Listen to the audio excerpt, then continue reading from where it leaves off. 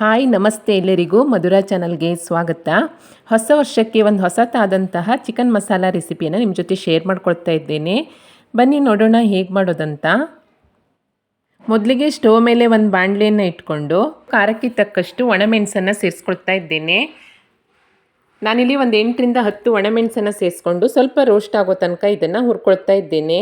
ಮೆಣಸು ಸ್ವಲ್ಪ ರೋಸ್ಟ್ ಆಗ್ತಿದ್ದ ಹಾಗೆ ಇದಕ್ಕೆ ಒಂದು 2 ಸ್ಪೂನ್ ಆಗುವಷ್ಟು ಧನಿಯಾ ಬೀಜ, ಒಂದು ಅರ್ಧ ಸ್ಪೂನ್ ಆಗುವಷ್ಟು ಜೀರಿಗೆ, 1 ಸ್ಪೂನ್ ಆಗುವಷ್ಟು ಕಾಳುಮೆಣಸು, 1 ಚಿಟಿಕೆ ಮೆಂತ್ಯ, ಅರ್ಧ ಸ್ಪೂನು ಸೋಂಪು ಕಾಳು, ಹಾಗೆ ಒಂದು ಅರ್ಧ ಸ್ಪೂನ್ ಆಗುವಷ್ಟು ಗಸಗಸೆ, ಒಂದು ಚಿಕ್ಕ ಚಕ್ಕೆ, ಹಾಗೆ ಒಂದು 3 ಪೀಸ್ ಆಗುವಷ್ಟು ಲವಂಗ, ಒಂದು 6ರಿಂದ 7 ಬೆಳ್ಳುಳ್ಳಿ ಹೆಸಳನ್ನು ಸೇರಿಸ್ಕೊಂಡು ಇದೆಲ್ಲವೂ ಚೆನ್ನಾಗಿ ರೋಸ್ಟಾಗಿ ಆಗೋ ತನಕ ಇದನ್ನು ಫ್ರೈ ಮಾಡ್ಕೊಳ್ತಾ ಇದ್ದೇನೆ.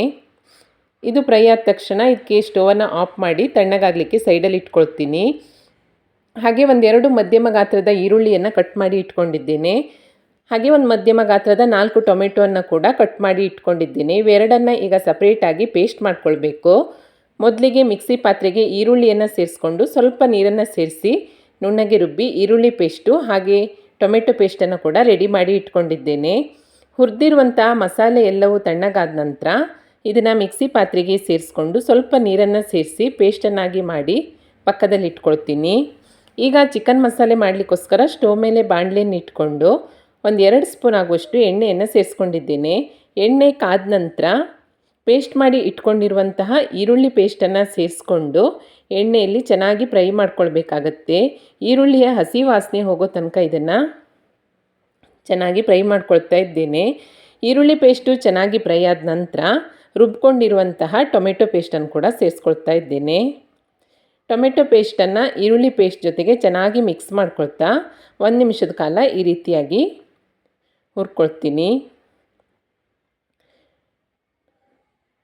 1 ನಿಮಿಷ ಚೆನ್ನಾಗಿ ಮಿಕ್ಸ್ ಮಾಡ್ಕೊಂಡ ನಂತರ ನಾನು ಇದಕ್ಕೆ ಒಂದು ಅರ್ಧ kg ಆಗುವಷ್ಟು ಚಿಕನನ್ನು ಚೆನ್ನಾಗಿ ತೊಳ್ಕೊಂಡ್ಬಿಟ್ಟು ಸೇರಿಸ್ಕೊಳ್ತಾ ಇದ್ದೇನೆ. ಹಾಗೆ ಒಂದು ಅರ್ಧ ಸ್ಪೂನ್ ಆಗುವಷ್ಟು ಅರಿಶಿಣ, ರುಚಿಗೆ ತಕ್ಕಷ್ಟು ಉಪ್ಪನ್ನು ಸೇರಿಸ್ಕೊಂಡು ಚಿಕನನ್ನೊಮ್ಮೆ ಈರುಳ್ಳಿ ಪೇಸ್ಟು ಹಾಗೆ ಟೊಮೆಟೊ ಪೇಸ್ಟ್ ಜೊತೆ ಚೆನ್ನಾಗಿ ಮಿಕ್ಸ್ ಮಾಡಿಕೊಂಡು ಒಂದು ಲಿಡ್ಡನ್ನು ಮುಚ್ಚಿ ಒಂದು 15 ನಿಮಿಷ ಇದನ್ನು ಬೇಯಲಿಕ್ಕೆ ಬಿಡ್ತಾ ಇದ್ದೇನೆ. ಟೊಮೆಟೊ ಪೇಸ್ಟ್ನ ಹಸಿ ವಾಸನೆ ಎಲ್ಲ ಹೋಗಿಬಿಟ್ಟು ಚಿಕನ್ ಜೊತೆ ಚೆನ್ನಾಗಿ ಬೆಂದ್ಕೊಳ್ಳುತ್ತೆ. ನೋಡಿ, ಒಂದು 15 ನಿಮಿಷದ ನಂತರ ಚಿಕನ್ನು ಹಾಗೆ ಈರುಳ್ಳಿ ಪೇಸ್ಟು ಟೊಮೆಟೊ ಪೇಸ್ಟ್ನೆಲ್ಲ ಹಸಿ ವಾಸನೆ ಹೋಗಿಬಿಟ್ಟು ಚೆನ್ನಾಗಿ ಬೆಂದಿರುತ್ತೆ. ಇವಾಗೊಮ್ಮೆ ಇದನ್ನು ಮಿಕ್ಸ್ ಮಾಡಿಕೊಂಡು ಇದಕ್ಕೆ ರುಬ್ಕೊಂಡಿರುವಂತಹ ಮಸಾಲ ಪೇಸ್ಟನ್ನು ಸೇರಿಸ್ಕೊಳ್ತಾ ಇದ್ದೇನೆ. ಹಾಗೆ ಅದೇ ಮಿಕ್ಸಿ ಪಾತ್ರೆಗೆ ಒಂದು ಅರ್ಧ ಕಪ್ ಆಗುವಷ್ಟು ನೀರನ್ನು ಸೇರಿಸ್ಕೊಂಡು ಈ ಗ್ರೇವಿಗೆ ಸೇರಿಸ್ಕೊಳ್ತಾ ಇದ್ದೇನೆ. ನಿಮಗೆ ಚಿಕನ್ ಮಸಾಲ ಸ್ವಲ್ಪ ತೆಳ್ಳಗೆ ಬೇಕಂತಿದ್ರೆ ನೀರನ್ನು ಸ್ವಲ್ಪ ಜಾಸ್ತಿ ಸೇರಿಸ್ಕೊಳ್ಬೋದು. ಚಿಕನ್ ಮಸಾಲ ಪೇಸ್ಟನ್ನು ಸೇರಿಸ್ಕೊಂಡ ನಂತರ ನೋಡಿ ಎಲ್ಲವನ್ನೊಮ್ಮೆ ಚೆನ್ನಾಗಿ ಮಿಕ್ಸ್ ಮಾಡ್ಕೊಳ್ಬೇಕು ಈ ರೀತಿಯಾಗಿ. ನಂತರ ಉಪ್ಪು ಮತ್ತು ಖಾರವನ್ನು ಚೆಕ್ ಮಾಡ್ಕೊಳ್ಬೇಕು.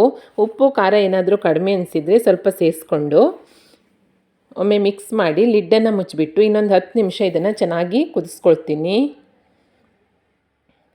ನೋಡಿ, 10 ನಿಮಿಷದ ನಂತರ ಚಿಕನ್ ಮಸಾಲ ಚೆನ್ನಾಗಿ ಕುದ್ದುಬಿಟ್ಟು ಸೈಡಲ್ಲೆಲ್ಲ ಎಣ್ಣೆ ಬಿಟ್ಕೊಂಡು ರೆಡಿಯಾಗಿದೆ. ಕೊನೆಯಲ್ಲಿ ಇದಕ್ಕೆ ಚಿಕ್ಕದಾಗಿ ಹೆಚ್ಕೊಂಡಿರುವಂತಹ ಕೊತ್ತಂಬರಿ ಸೊಪ್ಪನ್ನು ಸೇರಿಸ್ಕೊಂಡು ಸ್ಟವನ್ನು ಆಫ್ ಮಾಡಿಕೊಂಡ್ರೆ ತುಂಬಾ ರುಚಿಯಾದಂತಹ ಹೊಸ ವರ್ಷಕ್ಕೆ ಹೊಸತನದಲ್ಲಿ ಒಂದು ಚಿಕನ್ ಮಸಾಲ ರೆಡಿಯಾಗುತ್ತೆ.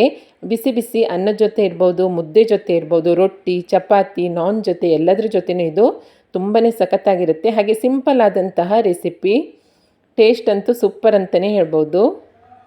ನೀವು ಕೂಡ ಟ್ರೈ ಮಾಡಿ ನೋಡಿ.